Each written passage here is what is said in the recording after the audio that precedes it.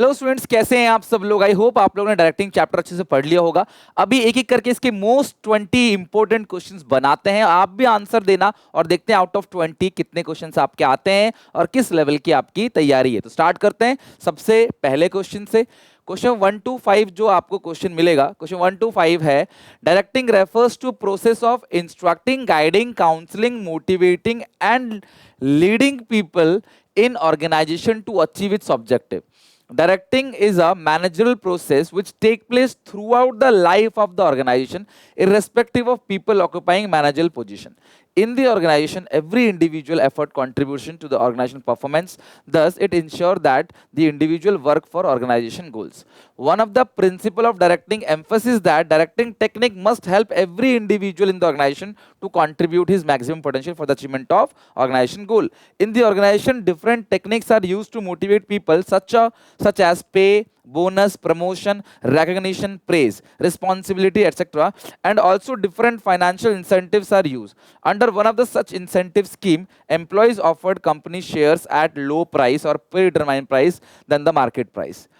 तो directing take place throughout the life of organization. Directing हमेशा चलता रहता है, कंपनी जब तक चलेगा डायरेक्टिंग चलता रहेगा। और पीपल ऑक्युपाइंग मैनेजरियल पोजीशन, तो यहाँ पे कोई भी पोजीशन हो, कंपनी डायरेक्टिंग चलता रहेगा, तो वो डायरेक्टिंग क्या है, कंटिन्यूअस है, वो नेवर एंडिंग प्रोसेस है। In the organisations every individual contribution to the organisational performance, thus it ensure that the individual work for an organisation goal. Identify the importance of directing. बताओ directing के importance आपने पढ़ रखे हैं, कौन सा होगा ऑप्शन पढ़ना। Initiate actions, integrate employ effort, guide employees और directing helps in introduction of changes. तो यहाँ चेंजेस की कोई बात नहीं कर रहा। In the organisations every individual contributes to the organisational performance, तो हर एक इंडिविजुअल जो है ना वो कंपनी के गोल की टुवर्ड्स चलता है। तो इसका मतलब क्या हो गया, टू इंटीग्रेट एम्प्लॉयज एफर्ट, हर एम्प्लॉयज के एफर्ट को जोड़ा जाता है ताकि हम ऑर्गेनाइजेशन के गोल को अचीव कर सके। याद ना आए तो, आपको ये लाइन ना याद आए एनसीईआरटी से, तो आप पढ़ सकते हो ऑप्शन, उसके अकॉर्डिंग आंसर दे सकते हो। One of the principle of directing emphasis that directing technique must help every individual in the organization to contribute to his maximum potential for achievement the goal. Identify the principle of directing। देखो directing के अंदर principal भी पूछे जाते हैं, तो ये जो प्रिंसिपल है वो क्या है, मैक्सिमम इंडिविजुअल कंट्रोल। तो प्रिंसिपल ऑफ डायरेक्टिंग 12th के अंदर आपने नहीं पढ़ा है, लेकिन सीयूईटी में आपको उसको पढ़ के जाना पड़ेगा। ये प्रीवियस ईयर क्वेश्चन है, ऑलरेडी आ चुका है, तो इसको बिल्कुल भी स्किप मत करना। सिलेबस में कई बार चीज़ें नहीं लिखी रहती, लेकिन वो चीज़ पूछ ली जाती है, तो हमेशा हमें एक्स्ट्रा करके चलना पड़ता है, क्योंकि हमने भी देखा है पास्ट ईयर में कई बार जो चीज़ सिलेबस में नहीं है वो क्लियरली मेंशन नहीं है सिलेबस के अंदर। जैसे इकोनॉमिक्स में इंडिफरेंस कर्व के बारे में कोई मेंशन नहीं है, क्लियरली लिखा हुआ है, लेकिन पहले पेपर में आया हुआ है। अब ऐसा हो सकता है कि इस बार जो है सीयूईटी में 50 के 50 क्वेश्चन कंपलसरी, तो इस बार वो स्ट्रिक्टली सिलेबस के अकॉर्डिंग ही क्वेश्चन दे।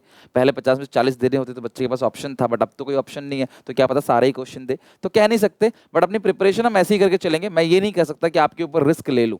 अगले साल के बच्चों को तो हम बता देंगे क्या क्या आ रहा है, लेकिन इस साल के बच्चों को मुझे थोड़ा बहुत एक्स्ट्रा कराना पड़ेगा, जो आपको करना भी चाहिए। तो मैक्सिमम इंडिविजुअल एफर्ट, थर्ड का सी ऑप्शन करेक्ट है।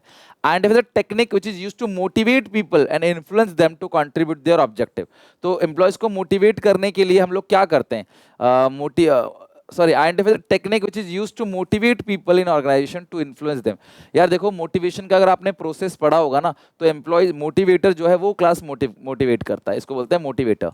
फोर्थ का क्लास आपका डी ऑप्शन करेक्ट है। फिफ्थ में, under which financial incentive employees are offered company share, ESOP employee stock option plan, इसको हम लोग को पार्टनरशिप या स्टॉक ऑप्शन भी बोलते हैं। इसका सेम नाम क्या होता है, स्टॉक ऑप्शन, जहां पे सस्ते में शेयर्स दिया जाता है। फिफ्थ का बी ऑप्शन करेक्ट है। It is the process of converting the message into communication symbol. Message को ऐसे सिंबल में कन्वर्ट कर देना, ऐसे वर्ड्स और पिक्चर और गेस्टर्स में कन्वर्ट कर देना ताकि बीच में उसे कोई पढ़ ना पाए, आपकी इंफॉर्मेशन लीक ना हो, तो उस प्रोसेस को बोलते हैं इनकोडिंग। वापस इसे पढ़ने लायक बनाने का प्रोसेस जो होता है उसको बोलते हैं डिकोडिंग। जॉब इनरिचमेंट मतलब चैलेंजिंग जॉब देना, ग्रेटर वैरायटी कंटेंट देना, इसको ए का फोर्थ। तो ए का फोर्थ यहाँ पे है। अब आते हैं बी का जरा, ऑर्गेनाइजेशन क्लाइमेट मतलब अच्छे रिलेशनशिप लोगों के बीच में। लेजर फेयर क्या होता है क्लास, लीडरशिप स्टाइल है। सी का देखो पक्की बात है थर्ड है, तो सी का थर्ड आप देखो दोनों जगह दे रखा है, फंस गया अब आप यहाँ पे, ए का फोर्थ दे रखा है, सी का थर्ड। अब देखते हैं जो ग्रेप वाइन क्या है, वो इनफॉर्मल कम्युनिकेशन का नेटवर्क है। डी का हो गया क्लास आपका सेकंड, तो इस हिसाब से सेवेंथ का डी ऑप्शन करेक्ट है। ठीक है, सेवेंथ का डी ऑप्शन करेक्ट है। Eighth, choose the correct sequence of 5 steps of motivation process. मैंने कहा था ना प्रोसेस बहुत इंपॉर्टेंट है। इस डायरेक्टिंग चैप्टर के अंदर डायरेक्टिंग का कोई प्रोसेस नहीं है, लेकिन मोटिवेशन प्रोसेस और कम्युनिकेशन प्रोसेस बिल्कुल पढ़ के जाना, वो बहुत इंपॉर्टेंट है। तो 8th क्वेश्चन में सबसे पहले क्या आएगा, अनसेटिस्फाइड नीड सबसे पहले, और आखिरी में क्या आएगा क्लास, सेटिस्फाइड नीड सबसे लास्ट में आएगा ना। रिड्यूस टेंशन तो यहाँ पे है नहीं, तो बी शुरू में लास्ट में ई, तो बी शुरू में लास्ट में ई, यहाँ पे देखो दो जगह है। अब बी के बाद क्या आएगा, डी। अगर देखो सबसे पहले अनसेटिस्फाइड नीड है, अनसेटिस्फाइड नीड से क्या होता है, टेंशन। तो जब आपको टेंशन हो जाएगी तो आप ढूंढोगे ड्राइव्स, यानी कि ए ड्राइव्स ढूंढोगे, फिर सर्च बिहेवियर, अपने अकॉर्डिंगली बिहेवियर चेंज करोगे, और लास्ट में नीड्स आपकी सेटिस्फाई हो जाएगी। तो सबसे पहले बी है, फिर डी है, फिर ए है, फिर सी है, फिर ए है। ठीक है, तो यहाँ देखो यहाँ पे सी ए है, पहले सर्च बिहेवियर होगा, फिर होगा ड्राइव, नहीं पहले ड्राइव्स होगा, फिर सर्च बिहेवियर होगा। ठीक है, तो इस हिसाब से इसका 8th का डी ऑप्शन करेक्ट है, बी डी ए सी ई। ठीक है, which quality of the leader require that he should understand the people and maintain good human relationship। तो ये कौन सा स्टाइल है, देखो क्वालिटीज, सॉरी स्टाइल नहीं, क्वालिटीज ऑफ लीडर भी क्लास आता है पेपर में, तो ये उसकी सोशल स्किल है, जहां पे वो लोगों को समझता है और लोगों के साथ अच्छे रिलेशनशिप बनाता है। Consider the following fact regarding the style of leadership. An autocratic leader exercise more control by using forces within the control। देखो यार, ऑटोक्रेटिक लीडरशिप जो है ना, वो मोर कंट्रोल नहीं रखता, वो पूरा का पूरा कंट्रोल रखता है। तो ए गलत है, तो जहां जहां ए है वो ऑप्शन हटा दो। अब बी की बात करें तो बी दोनों सही ऑप्शन, दोनों जो प्रोबेबल ऑप्शन है उसके अंदर बी है, तो जाहिर सी बात है बी तो करेक्ट ही होगा। अब देखते हैं सी की बात करें तो group member work their own task resolving issue themselves in free rein leadership. तो फ्री रेन लीडरशिप के अंदर जो मेंबर हैं वो अपने खुद के प्रॉब्लम्स को खुद ही सॉल्व करते हैं, जब तक इमरजेंसी नहीं होती लीडर को नहीं बुलाते। तो इस हिसाब से जो इसका सी पॉइंट सही है, यानी डी ऑप्शन गलत है, 10th का सी ऑप्शन सही है। ई तो दोनों में है तो ई सही होगा, तो इसका मतलब सी ऑप्शन अगर ठीक है, करेक्ट स्टेटमेंट है स्टाइल्स ऑफ लीडरशिप के बारे में, तो 10th का सी ऑप्शन करेक्ट है।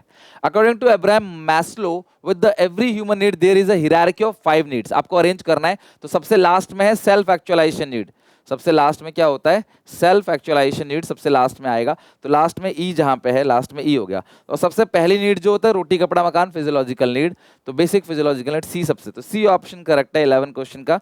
यानी पहला हो गया फिजियोलॉजिकल नीड, फिर ए हो गया सेफ्टी सिक्योरिटी नीड्स, फिर हो गया एफिलिएशन और बिलोंगिंगनेस नीड, फिर आ गया बी स्टीम नीड, और लास्ट में आता है सेल्फ एक्चुअलाइजेशन नीड। तो ये नीड भी ध्यान रखना, इसका भी सीक्वेंस, जहां सीक्वेंस ऑर्डर बन सकता है वहां से पेपर आ सकता है। It implies a desire to accomplish something difficult. अब ये जो क्वेश्चन है ना, ये एंटरप्रेन्योरशिप डेवलपमेंट का क्वेश्चन है, और यहां आ गया है मिस्टेक से, कोई बात नहीं, तो बता देता हूं। देखो जो डिजायर होती है ना समथिंग टफ अचीव करने का, उसको बोलते हैं नीड फॉर अचीवमेंट, राइट। ये मोटिवेशन की नीड है, need for achievement. Which of the following are the features of leadership? It tried to bring change in the behavior of a person. It is an internal feeling। तो internal feeling जो होता है ना, वो क्या होता है, मोटिवेशन होता है। ये तो मोटिवेशन है, तो पहला तो है ही करेक्ट, लेकिन बी गलत है, तो बी जहां है उसे हटा दो। ए करेक्ट है, ए यहाँ नहीं तो उसे हटा दो, तो ए करेक्ट है, सी भी करेक्ट है। अब डी पे आते हैं, it is a continuous process. तो बड़ा कंटिन्यूअस प्रोसेस तो सारी चीजें होती हैं, लीडरशिप भी कंटिन्यूअस प्रोसेस है, मोटिवेशन भी, कम्युनिकेशन भी, मैनेजमेंट भी, हर चीज, प्लानिंग भी, सब चीज कंटिन्यूअस है। तो 13 का ए ऑप्शन करेक्ट है, ए सी डी करेक्ट है लीडरशिप के फीचर्स के बारे में। तो आपने फीचर्स ऑफ लीडरशिप भी पढ़ना है, और मैंने आपको 12th बोर्ड में वो चीज कराई थी, और सच बताऊं मैंने कराया ही इसलिए था क्योंकि मुझे पता था सीयूईटी में आपको दोबारा पढ़ना पड़ेगा, तो पहले से अगर पढ़ के चलो तो माइंड में रहेगा। किसी ने जो है फीचर्स ऑफ लीडरशिप नहीं कराया होगा, मैंने कराया आपको, क्योंकि मुझे पता है सीयूईटी में आएगा और आपको आगे चल के सीयूईटी देना, कॉलेज सीयूईटी से ही मिलेगा। Identify the non financial incentive की more autonomy more power. Autonomy power जब दिया तो उसको बोलते हैं एम्प्लॉय एम्पावरमेंट। फॉर इनका भी ऑप्शन करेक्ट है।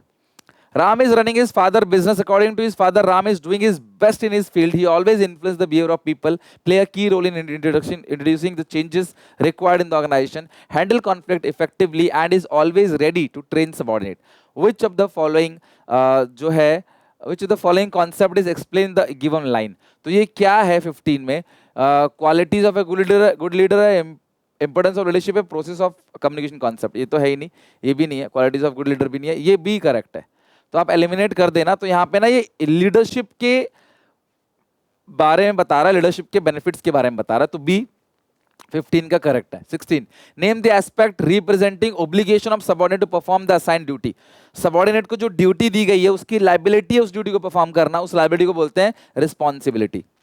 17 to 20 Mr. Rahul, a management graduate in working in XYZ Rubber Limited for last 10 years. His performance is always consistent. Many times he received Best Employee Award from the management. But in the last 2 years, he observed that his performance gradually getting low. The department tried to identify the reason of low performance, but did not get much information from him. But in recent month, some employee had shown disappointment on present leadership pay system.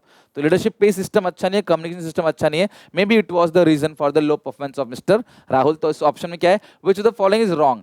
Participative leader give order and expect his subordinate to obey that order.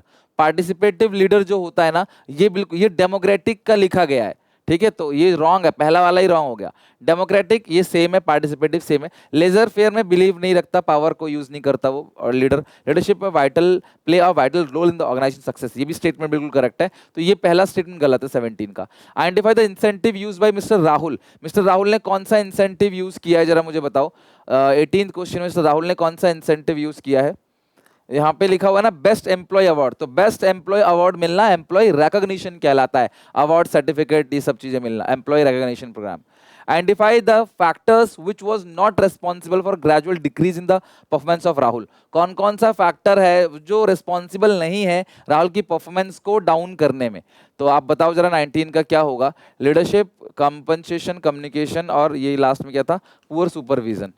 तो disappoint leadership हो गया, communication हो गया, leadership हो गया, communication हो गया और पे सिस्टम हो गया. ये तीन तो है ही, लीडरशिप, कॉम्पनसेशन और कम्युनिकेशन. पे सिस्टम में ये आ गया, लीडरशिप हो गया, कम्युनिकेशन. तो डी करेक्ट है. तो डी रिस्पॉन्सिबल नहीं है उसकी परफॉर्मेंस डाउन होने में. It is the process of influencing the behaviour of people by making them strive voluntarily. ये लाइन आप याद करना, जिन बच्चों ने 12th में मुझसे पढ़ा हुआ है, मैंने बार बार ये लाइन अंडरलाइन की है. मैंने कहा था स्ट्राइव वॉलंटरी याद कर लेना. उस चीज को हम लोग क्या बोलते हैं? लीडरशिप. 20 का बी ऑप्शन करेक्ट है.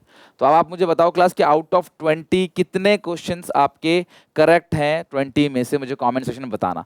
तो आई होप आप ऐसे ऐसे क्वेश्चंस अच्छे से प्रैक्टिस कर लोगे बिफोर बोर्ड एग्जाम. मैंने जो भी रिवीजन कराया था एग्जाम गैप में वो बहुत इंपॉर्टेंट है, और मैंने एनसीईआरटी के अकॉर्डिंग ही कराया था, ताकि मैं जानता था आपको 12th के बाद सीयूटी में भी जरूरत पड़ेगी उस चीज़ की. तो उन वीडियोस को देखो, इन क्वेश्चंस को बनाओ. एसपीसीसी ऐप में 21 प्रीमियम मॉक टेस्ट आ चुके हैं हर सब्जेक्ट के. वो धीरे धीरे मॉक्स ऐड हो रहे हैं उसके अंदर, तो आप उन मॉक्स को भी जरूर बनाना. 21 मॉक्स आपको इस सब्जेक्ट के मिलेंगे. मिलते हैं नेक्स्ट वीडियो में. Take care, bye bye.